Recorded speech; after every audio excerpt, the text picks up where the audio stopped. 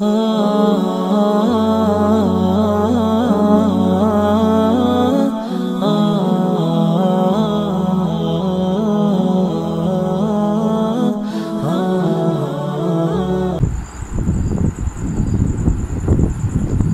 اللہ کے نبی صلی اللہ علیہ وسلم نے فرمایا جس کی آنکھیں اس کے قابو میں نہیں پھر اس کا دل بھی اس کے قابو میں.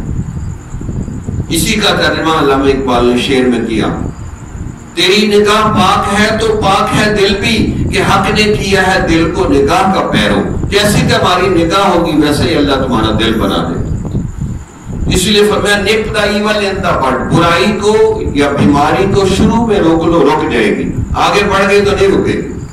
آپ آنکھیں نیچی کرنا سیکھ لیں، آپ کا دل بھی محفوظ، شرمگاہ بھی محفوظ، پورا جسم محفوظ ہو جائے.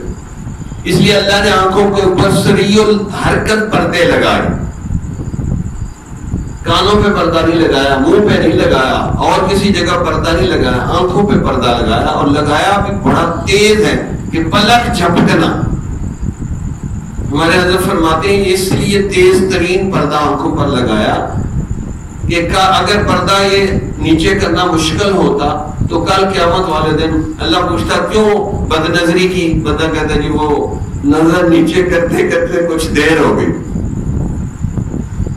1 سیکنڈ پہ نہیں لگتا کہ نظر نیچے ہو جاتی، بس نظر نیچی کرنا آ گیا.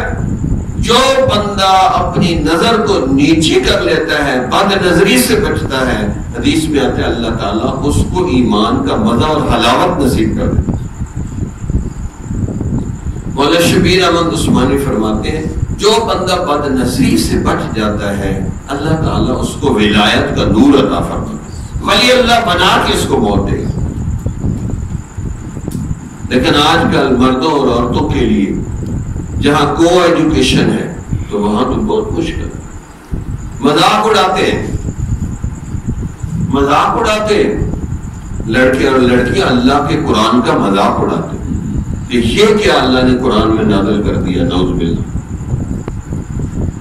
یہ تو پھر کل قیامت والے دن جب آنکھوں میں گرم سلاخیں پھیری جائیں گی نا، پھر عقل آئے گی، سمجھ آئے گی کہ اللہ نے کیا حکم دیا تھا اور ہم نے اللہ کے حکم کا مذاق اڑایا تھا.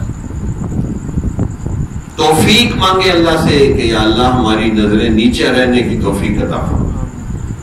جمال الوجود بذكر الإله وتصفو الحياة بنور هدى.